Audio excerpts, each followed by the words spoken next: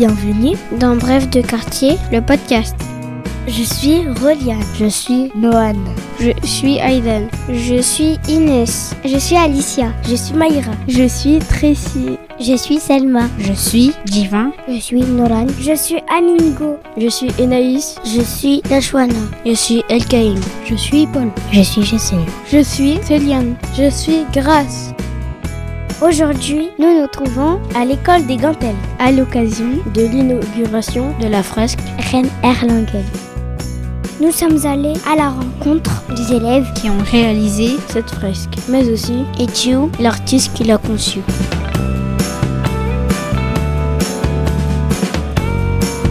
Pouvez-vous vous présenter? Je m'appelle James. Je m'appelle Benny. Je m'appelle Roxana. Je m'appelle Jeanne. Je m'appelle Alicia. Je m'appelle Simon. Je m'appelle Tar. Je m'appelle Ephraim. Je m'appelle Flavie. Je m'appelle Sohan. Je m'appelle Caroline. Je m'appelle Ethiou. Pourquoi cette fresque? Pour fêter les 60 ans de jumelage avec Reine Erlangen. C'est bien ça, c'est pour célébrer les 60 ans du jumelage et aussi pour décorer l'école des Gantels. Est-ce qu'il y a des bâtiments imaginaires? Non, il y en a pas. C'est que des vrais bâtiments. En fait, c'est inspiré de la ville de Sainte-Anne, donc il y en a pas vraiment. Alors la plupart tous les bâtiments qui sont représentés, ce sont des bâtiments effectivement de Rennes et d'Erlangen que j'ai d'abord dessinés sur place et que j'ai rassemblés pour symboliser l'échange entre les deux villes. Est-ce qu'il y a des personnes connues? Non, pas vraiment, c'est juste pour dessiner, pour décorer. Effectivement, c'est plutôt des silhouettes ou des personnes qui représentent une situation, mais il n'y a pas vraiment la volonté de représenter une personne particulière. Pourquoi ces bâtiments? J'ai choisi un peu les bâtiments un peu emblématiques de Rennes et d'Erlangen, mais après c'est vrai que c'est un choix personnel, c'est comme on dit un choix artistique de représenter tel ou tel bâtiment pour leur qualité visuelle aussi, et pas seulement pour la fonction qu'ils représentent, mais donc il y a des églises, la gare, et d'autres bâtiments publics principalement, et quelques immeubles aussi qui peuvent être des immeubles d'habitation, mais l'essentiel c'est des bâtiments publics entre guillemets, oui. Pourquoi c'est écrit DB? Alors DB c'est Deutsche Bahn, c'est l'équivalent de la SNCF en Allemagne, c'est la compagnie qui gère les trains quoi. Pourquoi peut-on lire 2024 mais pas 2025? Parce que justement c'est en 2025 qu'on fête les 60 ans d'Erlangen. C'est parce que c'était effectivement en 2024 qu'on fête les 60 ans, et aussi parce que le tracé de la fresque je l'ai fait en 2024, donc on a commencé en 2024. Pourquoi c'est écrit 60 ans? Parce que c'est le jumelage de 60 ans entre Rennes et Erlangen. Alors oui, c'est les 60 ans du jumelage, et c'était les débuts du partenariat aussi franco-allemand quoi, et que c'est en ce moment très important peut-être de rappeler et de renforcer les liens culturels entre la France, l'Allemagne et tous les pays européens quoi. Il y a un portrait sur la fresque. Est-ce celui de Ethiou? Non, ce n'est pas celui de Ethiou. Alors effectivement, je me suis pas vraiment représenté dans l'image, peut-être un tout petit peu symbolisé, mais pas vraiment. Pourquoi avoir mis des personnages en plus des bâtiments? Pour donner un peu plus de vie à l'image. Pour aussi montrer que les villes et les endroits ne sont pas vides et que les gens peuvent faire ce qu'ils veulent. Pour représenter la ville, parce que sans personnage, ça montre plus vraiment que c'est une vraie ville qui est urbaine. Oui, c'est exactement ça, c'est cette idée que les villes, c'est pas seulement des bâtiments, que l'Europe ou l'échange entre les villes, c'est pas seulement des bâtiments ou des règles techniques ou des choses comme ça, mais c'est aussi des rencontres entre des gens, entre des êtres humains, et que c'est ça qui fait la force et la vivacité des échanges quoi. Et puis c'était aussi, comme les bâtiments, ils avaient déjà une couleur prédéfinie, donc là c'était un peu imposé, mais les personnages, c'était aussi pour laisser aux enfants la possibilité de jouer avec les couleurs beaucoup plus librement, sans que ce soit moi qui leur impose telle ou telle couleur quoi. Combien de personnes ont participé? Plusieurs classes de CM1, CM2, une classe de CM1, CM2, une classe de CM2 et 2 classes de CM1. Si la question c'est combien, il faut donner un chiffre. Alors moi je dirais, en comptant tous les enfants, les profs, les encadrants, toutes les personnes qui ont participé de près ou de loin au projet, je pense qu'il y a au moins 120, 150 personnes qui ont participé quand même. On peut lire les prénoms des personnes qui ont réalisé la fresque. Mais pourquoi est-ce qu'il y a des signes sous les prénoms? C'était parce qu'on avait aussi fait des signes pour décorer un peu plus la fresque en haut, parce que c'était vide. Je suppose que c'est pour combler les trous qu'il y avait pour le haut de la fresque. Les dessins qu'on a fait au-dessus de la fresque, ça s'appelle des pochoirs. Et c'était effectivement pour combler les trous qu'il y avait sur la fresque. Pour décorer un peu, parce que tu nous as dit de faire des pochoirs, on décore un peu plus la fresque. C'est aussi pour savoir qui a fait le dessin dans la fresque. Oui, alors toutes les réponses là sont exactes, effectivement. On avait fait déjà, en fait, dans le ciel, plutôt que de mettre du bleu, je me suis dit on va faire des pochoirs avec tous les prénoms des participants. Et donc ça, c'est chaque enfant qui a fait son pochoir avec son prénom. Et ensuite, chaque enfant qui a posé son pochoir aussi, donc avec des bombes de peinture bleue. Et comme effectivement, il restait encore un peu de place dans le ciel, je trouvais que c'était intéressant de leur laisser donc approfondir la technique du pochoir, cette fois-ci plus librement, sans leur imposer quoi que ce soit, en leur disant de dessiner vraiment ce qui leur passait par la tête, quoi. Donc pour leur donner aussi un peu de liberté d'expression, voilà. Pourquoi sur le gymnase et dans cette rue? Parce que sur le gymnase c'était vide, il y avait du blanc, et parce que c'est la rue d'Erlangen qui est en lien avec ce qu'on fait avec les 60 ans de Rennes et Erlangen.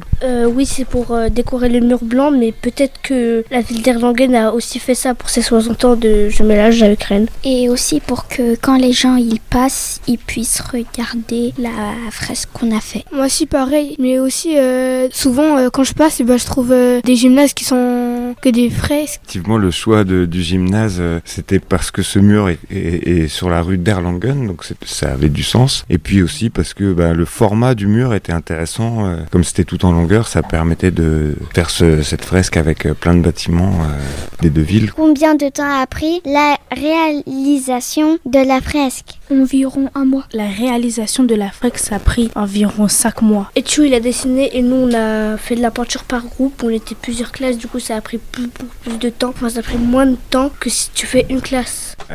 D'une manière, le projet, on l'a commencé à peu près à en parler, ça fait 1 an et demi. Et le premier pas, pour moi, c'était il y a à peu près 1 an, je suis parti à Erlangen dessiner les bâtiments d'Erlangen et rencontrer d'autres artistes là-bas. Et concrètement, les premiers coups de pinceau sur le mur, c'était en octobre, fin septembre, début octobre, où moi j'avais commencé par tracer tout le dessin, quoi. Ensuite, on a fait 10 séances, enfin 10 journées avec, il y avait les 5 classes qui se suivaient dans la journée, où on a fait toute la couleur avec les élèves de l'école. Et puis ensuite, j'ai encore fait quelques journées tout seul pour venir peaufiner les détails. Voilà, donc c'est 1 an et demi, quoi, sur la longueur totale. Et sinon, en heures de travail, pour moi, ça représente peut-être 200, 300 heures de travail, je sais pas exactement. Et si on ajoute toutes les heures qu'ont passé les enfants, si on compte chaque heure de chaque enfant, c'est encore plus, quoi. Ça, je sais pas. C'est déjà difficile à compter.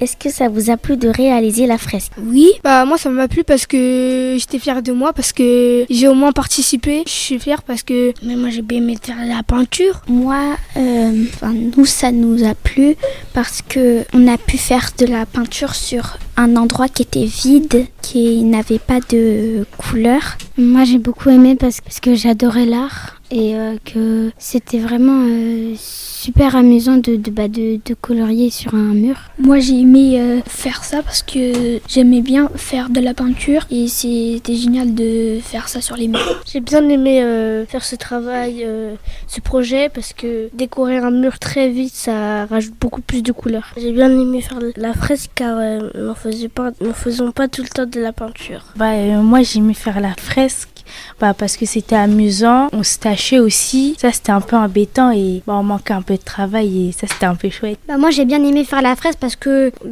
j'aimais bien la peinture, on était plusieurs donc c'était amusant, on pouvait se parler, on nous peint aussi un peu de cours d'école donc c'était un peu bien. J'ai beaucoup aimé parce que j'étais avec mes amis et j'étais contente de faire la fresque et ça m'a beaucoup amusée. Est-ce que Etio il a fait d'autres fresques dans cette école? Je pense pas parce que c'était exceptionnellement pour le jumelage, mais je suis pas sûre. Moi je pense que oui, peut-être pas dans des autres écoles, mais peut-être dans des autres écoles avec des enfants et dans des rues qu'il a peut-être fait. Moi je pense oui, parce qu'il peut faire, c'est le jumelage de 60 ans avec Rennes et Erlangen, du coup il a peut-être fait ça avec une école de Erlangen aussi. Alors j'ai fait plein d'autres fresques, mais dans des autres écoles c'est difficile. Alors j'ai fait des fresques un petit peu dans un endroit qui s'appelle le collège Foufoufou. Fou, qui est un ancien lycée agricole dans le nord du département. 2 personnes un peu originales qui ont racheté cette école pour faire un projet où ils accueillent des artistes et du coup il y a plein d'artistes qui sont venus peindre dans cette école. Sinon j'ai fait des projets aussi avec des centres de loisirs et aussi le centre pour l'enfance à Champy, mais c'est pas vraiment tout à fait des écoles non plus, mais voilà. Et sinon dans des écoles abandonnées aussi ça m'est arrivé, comme à l'école Savary, avec toute la dimension du projet pédagogique. C'est la première fois vraiment que je faisais ça. Est-ce qu'il y a eu des choses difficiles à dessiner? Non, parce que nous on dessinait pas, c'était Etu qui dessinait et nous on faisait que de la peinture. Moi je pense que oui, pour Etu de dessiner tous les détails bien, les immeubles, et après pour monter tout en haut, enfin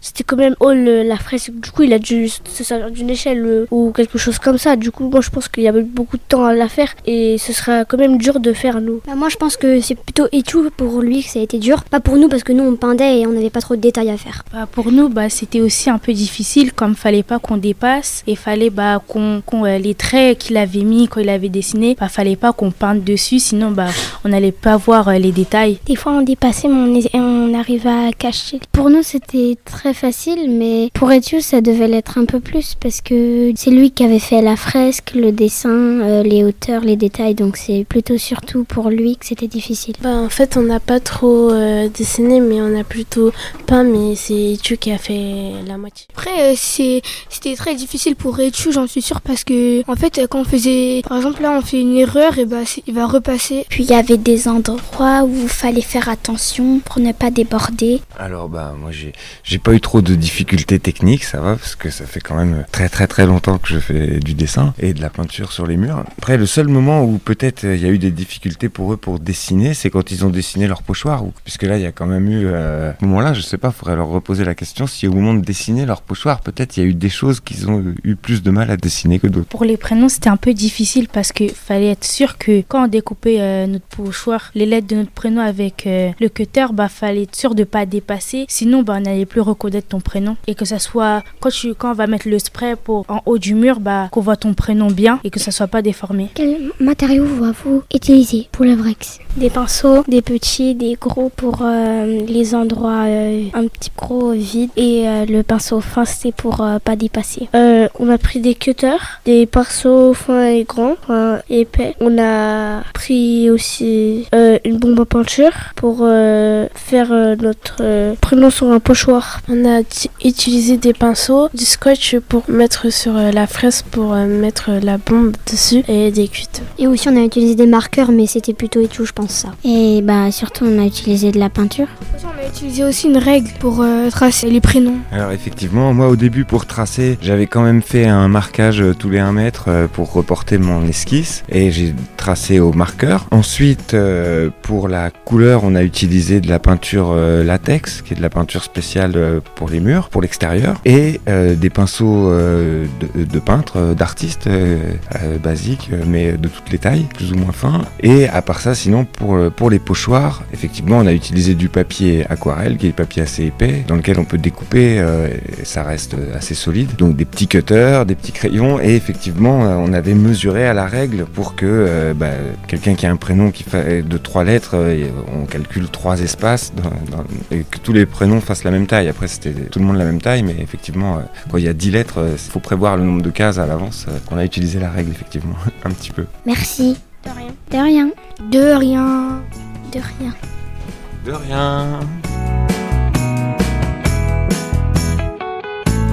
Merci pour votre écoute. À bientôt pour un nouvel épisode de Bref de quartier, le podcast.